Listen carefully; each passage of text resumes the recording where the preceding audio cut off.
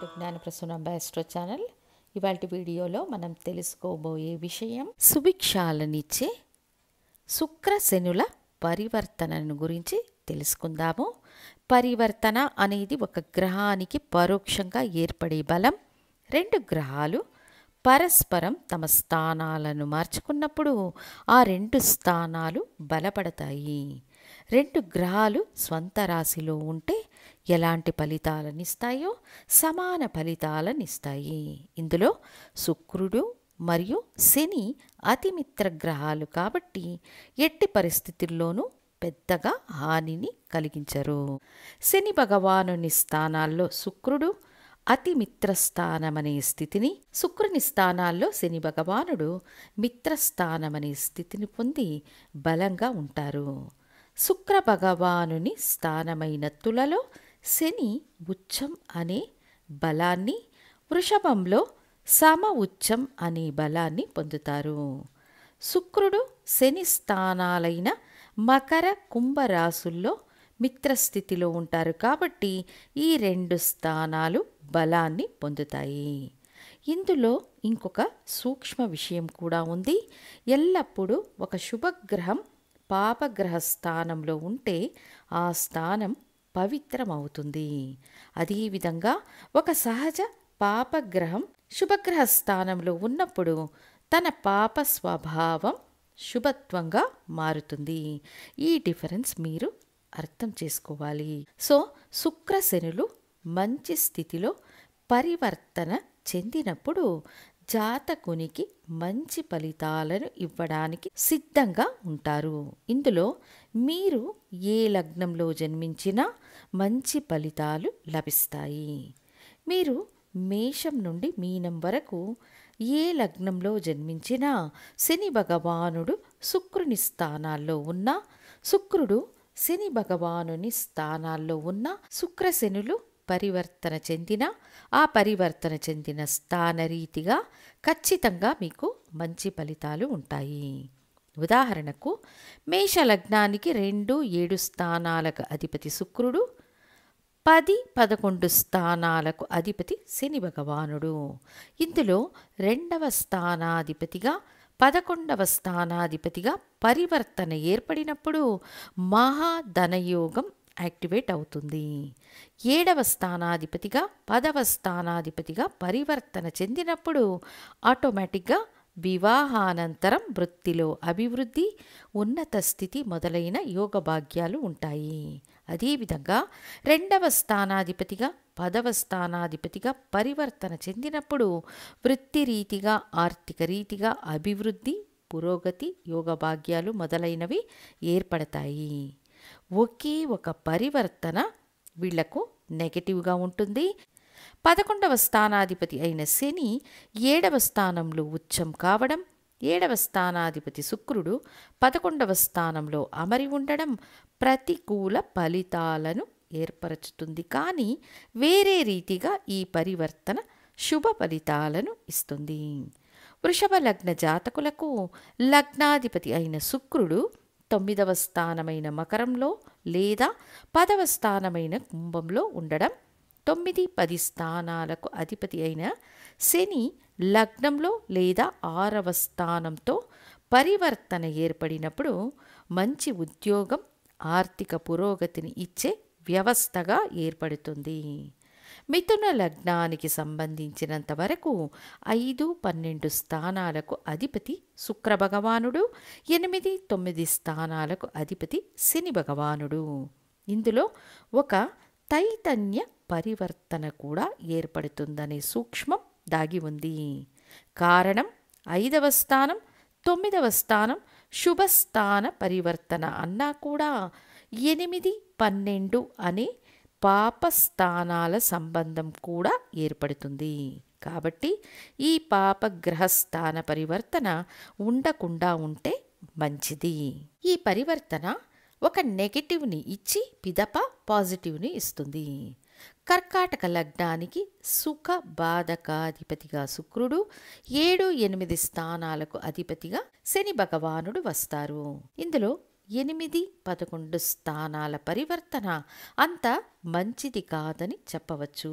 ఎందుకంటే ఇక్కడ బాధక స్థానం బలంగా మారుతుంది, అష్టమ స్థానం బలంగా మారుతుంది. కాబట్టి పరోక్ష లాభాలు, బాధలు, చట్టవిరుద్ధ కార్యకలాపాలు, లాభ నష్టాలు మొదలైనవి ఉంటాయి. అదేవిధంగా 7, 11 స్థానాల పరివర్తన ఏర్పడితే ఒకటికి మించిన వివాహాలు జరిగే అవకాశాలను సృష్టిస్తుంది. అది 4, 7 స్థానాల పరివర్తన బాగానే ఉంటుంది. వివాహానంతరం పట్టం, పదవి, అంతస్తు, ఆర్థికాభివృద్ధి, పురోగతి మొదలైనవి ఇస్తుంది.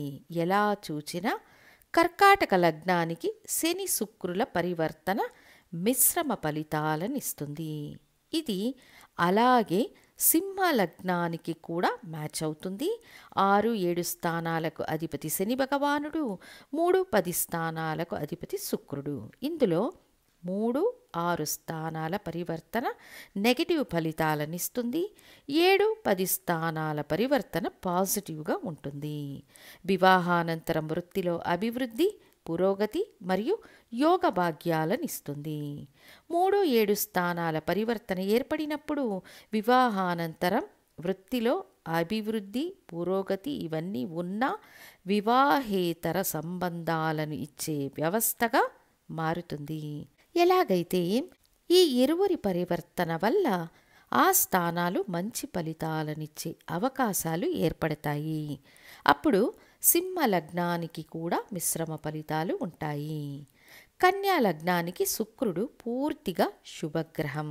అయితే ఈ శుక్రుడు 6వ స్థానాధిపతితో పరివర్తన చెందడం కొంచెం నెగటివ్ అని చెప్పవచ్చు. 2వ స్థానాధిపతి 6వ స్థానంలో ఉండడం, 6వ స్థానాధిపతి 2వ స్థానంలో ఉచ్చం కావడం అనే దానికి కొంత ప్రాధాన్యత తక్కువ అయినప్పటికీ మంచి ఉద్యోగం, మంచి రుణాలు, శత్రువుల ధనం మీకు లభించడం, కుటుంబ జీవితంలో సమస్యలు ఉన్నప్పటికీ ఆర్థిక విజయం ఉంటుంది. అయితే 5, 9 స్థానాల పరివర్తన ఏర్పడినప్పుడు అద్భుతమైన రాజయోగాన్ని వాళ్ళ దశాభుక్తుల కాలంలో ఇస్తారు.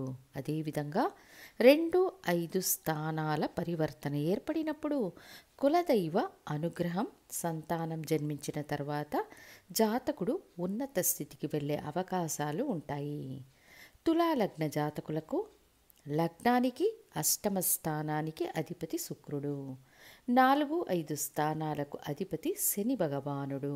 అప్పుడు లగ్నాధిపతి పంచమాధిపతి పరివర్తన మంచి ఫలితాలనిస్తుంది. లగ్నాధిపతి 4వ స్థానాధిపతి పరివర్తన కూడా మంచిది. శుక్రుడు దిగ్బలంలో ఉంటాడు. 5, 8, 4, 8 స్థానాల పరివర్తన మంచిది కాదు. ఇక వృశ్చిక లగ్నానికి శుక్రుడు 7, 12 స్థానాలకు అధిపతి, శని 3, 4 స్థానాలకు అధిపతి. ఇరువురు పెద్దగా ఆధిపత్య విశేషం లేనివారు, కానీ 4, 7 స్థానాల పరివర్తన మంచి ఫలితాలను అధికంగా ఇస్తుంది. ఈ పరివర్తన విదేశాలలో ఆస్తిని సంపాదించడానికి మరియు విదేశాలకు ప్రయాణం చేయడానికి అవకాశాలను ఇస్తుంది. ఈ 3, 7 స్థానాల పరివర్తన వివాహం తర్వాత రహస్య సంబంధాలు, రహస్య నడవడికలు మొదలైన వాటిని ఇస్తుంది.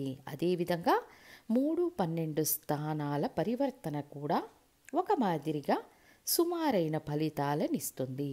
సో వృశ్చిక లగ్నానికి శుక్రశనుల పరివర్తన 50% మంచి ఫలితాలను ఇస్తుంది.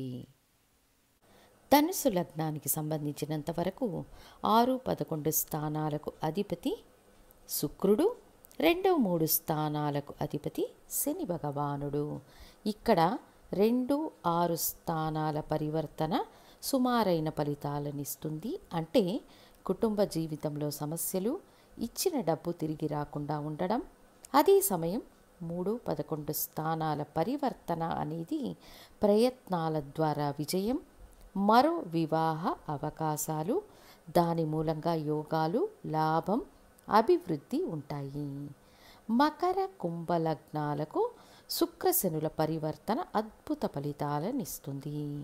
మకర లగ్నానికి శుక్రశనుల పరివర్తన 100% మంచి యోగ భాగ్యాలను వీళ్ళ దశాభుక్తుల కాలంలో ఇస్తారు. కుంభలగ్నానికి సంబంధించినంత వరకు అదే పరిమాణంలో యోగాలు ఉంటాయన్నప్పటికీ శని 12వ స్థానాధిపతి కూడా కావున ఒక మైనస్ అనేది ఉంటుంది. వేరే పాపగ్రహాల సంబంధం లేకుండా ఉంటే ఖచ్చితమైన యోగాలను సాధించవచ్చు. ఇక చివరిగా మీన లగ్న జాతకులకు ధనుసు లగ్నానికి ఉన్నట్లే పెద్ద ఆధిపత్య విశేషాలు వీళ్లకు లేవు.